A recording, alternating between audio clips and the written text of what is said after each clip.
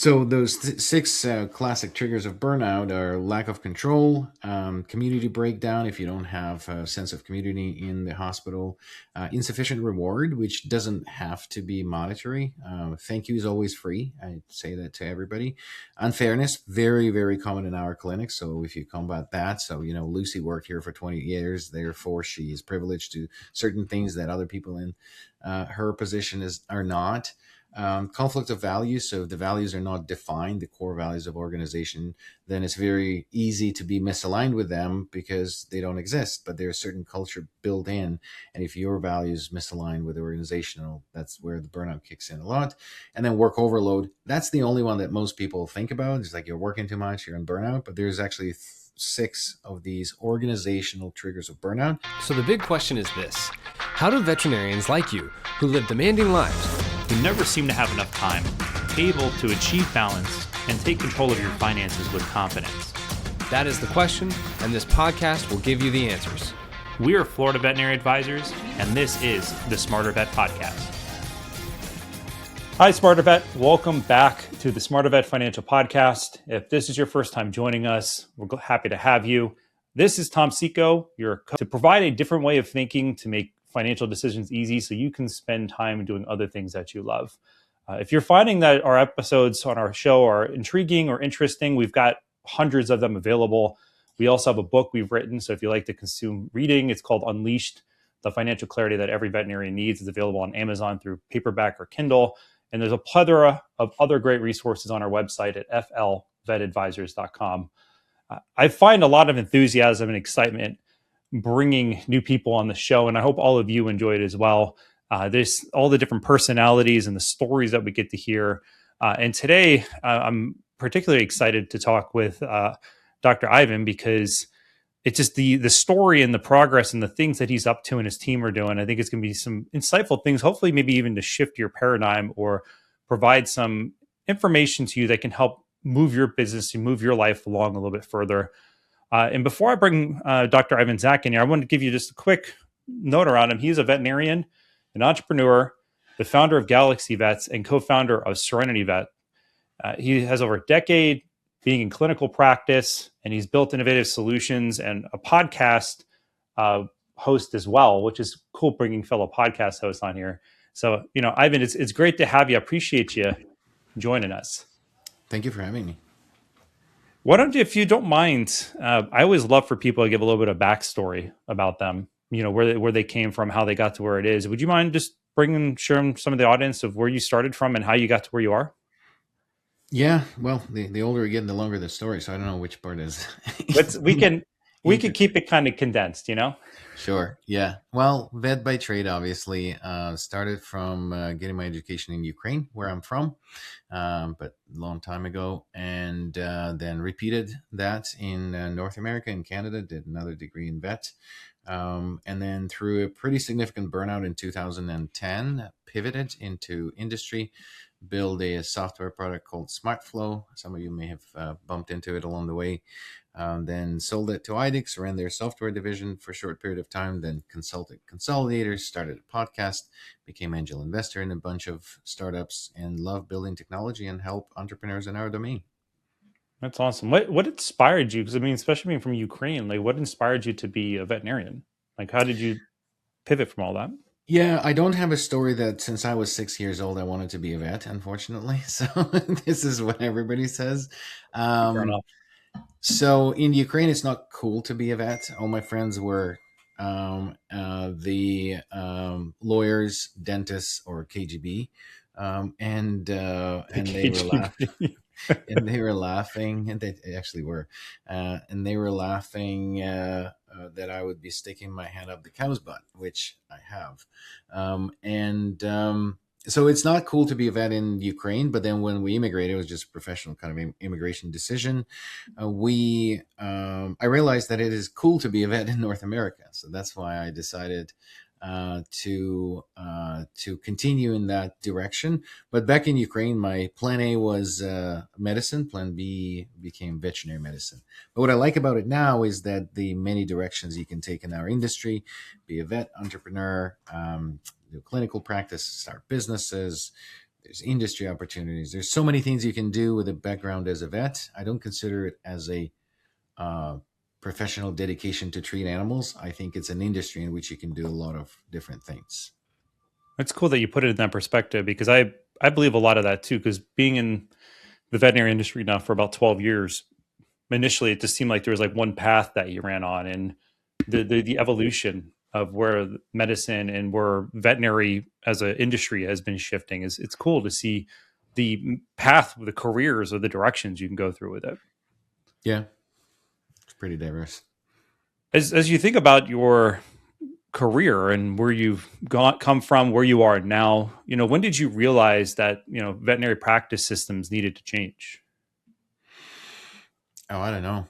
I think I think in many instances. Well, I don't know. Probably since I stepped into a vet clinic, I always look for things to do better.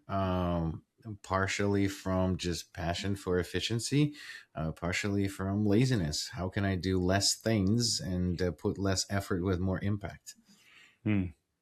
Was that something like growing up? Did you have a lot of experience with trying to do do less but do more?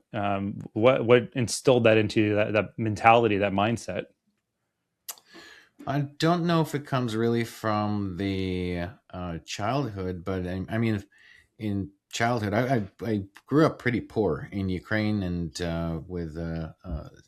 with with no father and I had to figure out a lot of things on my own. Hmm. Really looking for the role models of that in other people than parents, I would say. So I think that this is continuous improvement. Kind of the culture, if you call it, or just the mode was just to trying to get better at things continuously. That's Hmm. maybe that's where it's coming from. Yeah, that's it's the reason why I asked that because being an owner and an entrepreneur and also being like self motivated, always trying to figure out ways to uh, do less but do more. It's even like the Pareto rule that I love. The 20% of your results are going to come from 80% of the efforts, but can you do 80% of the efforts from 20% of the things that you do? So it's like, is there a way that you can really start dialing in and improving? And it's like most of the time it seems that people are being very reactionary and especially owners that I've observed over time, they get into the business and they practice medicine, they were a veterinarian previously, and then they get trapped. And then eventually there's like this liquidation event that happens where they go to sell their hospital and now that's how they're going to retire. So it's intriguing talking with other people like yourself of, hey, this is where my mindset is around, and it's being able to take that and almost if we could try to transplant that into more people, how what kind of results we get, right? Yeah, yeah. I think it's. I think that the whole professional outlook into how we do it really have changed, and I see it in the veterinarians because the old school mentality. I graduate from vet school, get a job, become associate, buy into the practice, inherit the whole practice from the previous vet, sell the hospital, retire and die.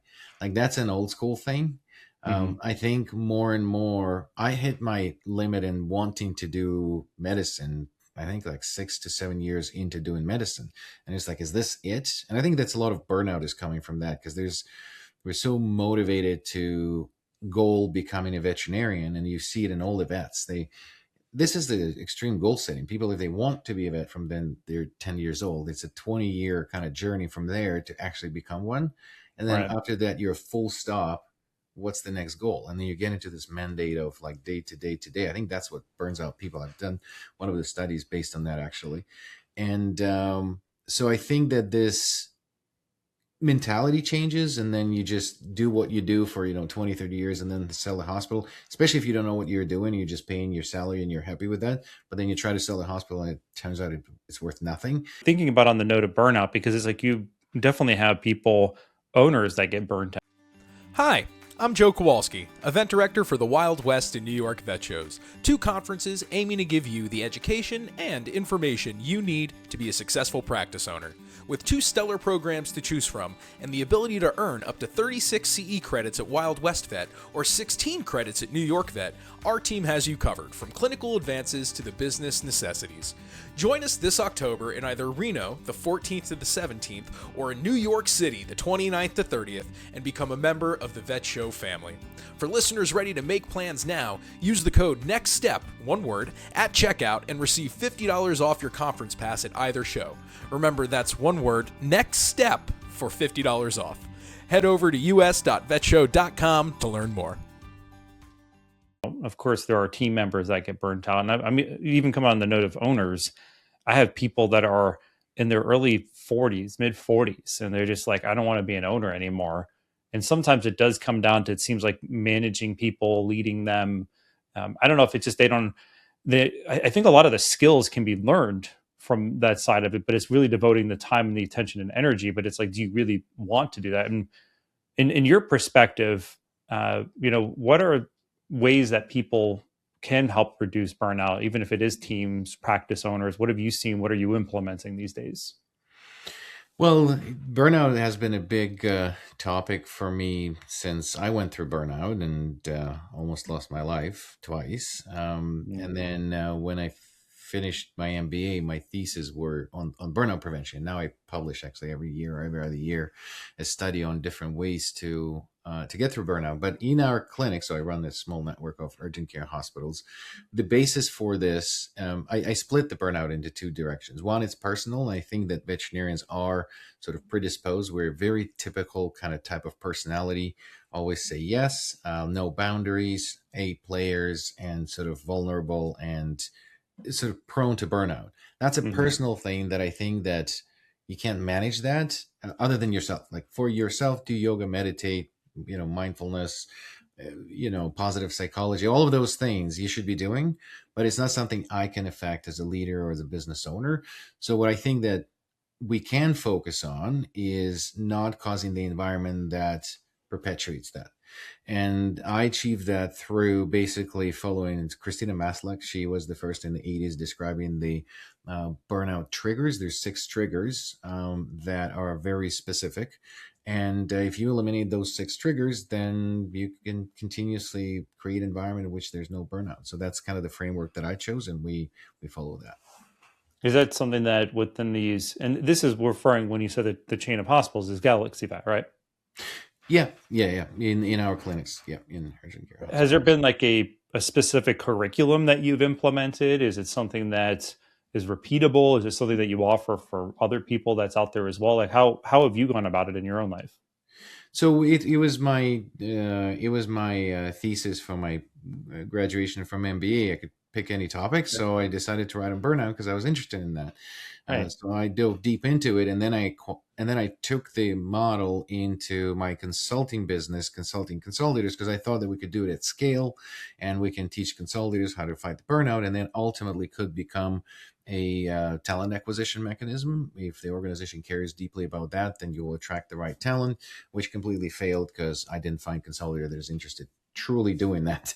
But yeah, so Christina Maslach, she described, I'm going to fail saying all 6, but it's community breakdown if you don't have a sense of community in the hospital, insufficient reward, which doesn't have to be monetary.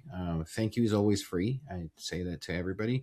Unfairness, very, very common in our clinic. So if you combat that, so, Lucy worked here for 20 years, therefore she is privileged to certain things that other people in her position are not.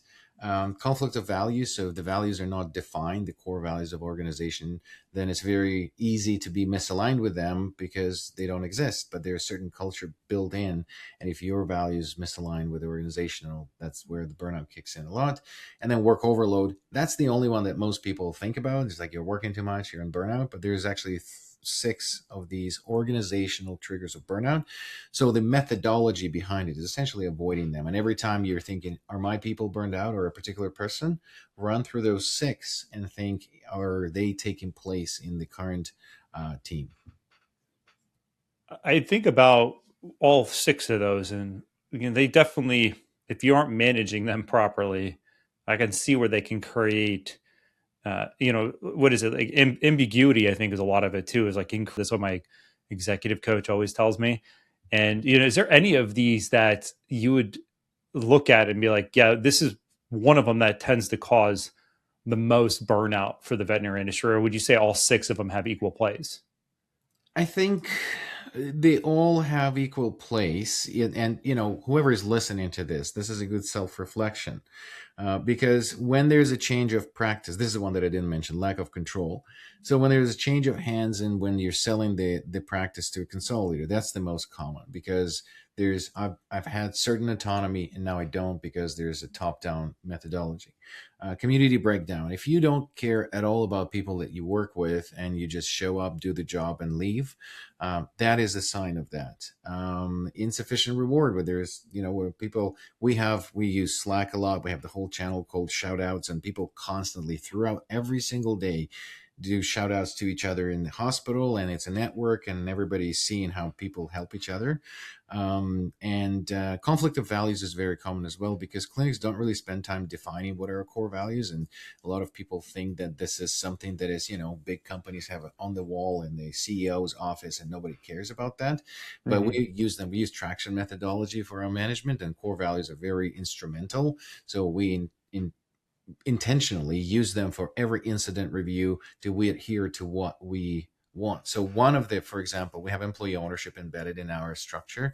So every single person in the clinic owns part of the company, not just one clinic, but overall. And one of the core values is owner's mindset, and it's essentially you act like an owner, and you spend money like it's your own. And then so that allowed us to dial in COGS in the hospitals to be 14-15%. I've never seen a hospital with the COGS of 14-15%, but it's because none of the techs or anybody will throw the syringe. They'll save the tube for enema for the next enema. They recycle the euthanasia syringes, and it's like every single bit helps. And it's almost like a most common saying in the clinics: owner's mindset. Are you following that? But if you're misaligned with that, you can really not feel like a part of a team. And we have people that left because they felt like we were weaponizing the core values, but essentially they just didn't, that was not their thing. So they don't fit. So that's an important part. So that's a lot of words, but I think that amongst those 6 triggers of burnout, if you continuously look through it in your organization and apply to every situation, it will always highlight which one is more prominent, and you just work against that one to eliminate it. What I love about what you shared, because I wasn't familiar with the 6 triggers before you brought that up today. And burnout is such a heavy subject. However, it seems like there's more chatter at times versus providing more clarity and then giving more of the direction of confidence of how can I really address this. And, it makes me think back when I was earlier in my career.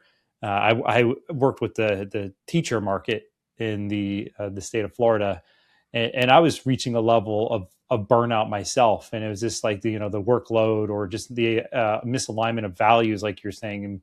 And it's interesting when you can really be able to have that self-awareness and be able to observe what's really happening. Which, I'm a big proponent too, where I believe everyone should have some kind of support person that they talk to. I mean, therapy at times, I think it's frowned upon, but usually even therapy, at the same notion, can allow for you to process through these a little bit more without having anyone judging you. You can sit there and just have conversation. And this is really intriguing, and I love this conversation. I hope other people are liking this too.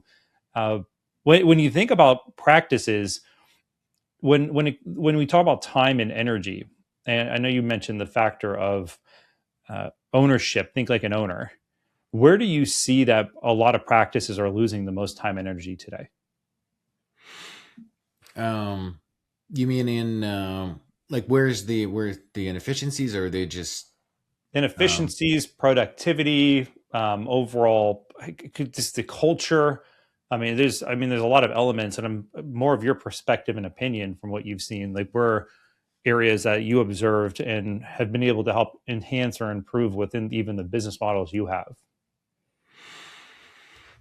Well, so through the lens of SmartFlow, the previous startup that I sold to IDEX, I put SmartFlow in 650 hospitals before selling globally. So I've observed quite a lot of hospitals because we did a lot of them physically in the hospital, and there's a lot of things that people are doing because this is how we used to do it. Nobody has this kind of take 10 steps back, look at the thing, and say, this looks stupid.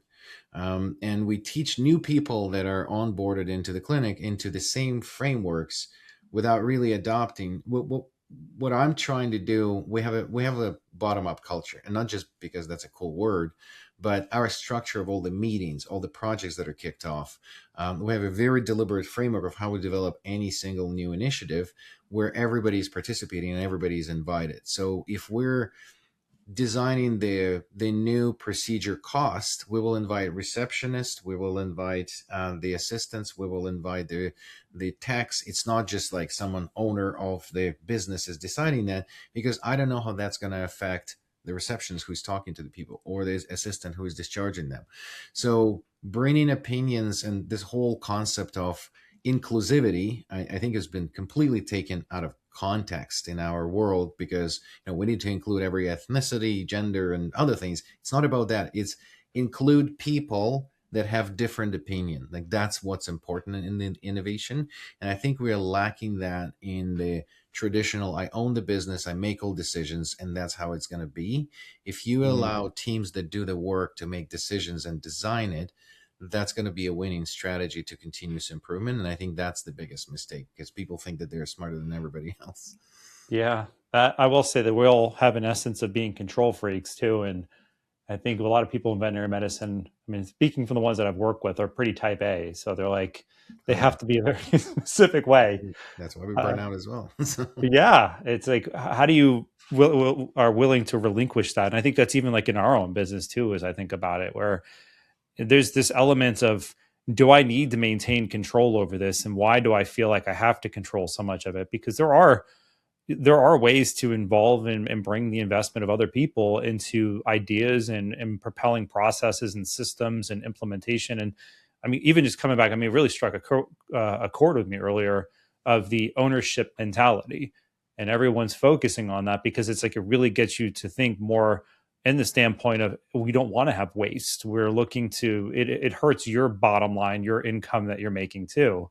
And it's just being able to shift more of that mentality. It's like, you're blowing my mind right now, Ivan. Like, I love it. yeah, thank you. When you think about, being a visionary like you are, because it's like you've done some pretty cool things, and it seems like you're still up to a lot more awesome projects, and who knows what's in your next chapter here.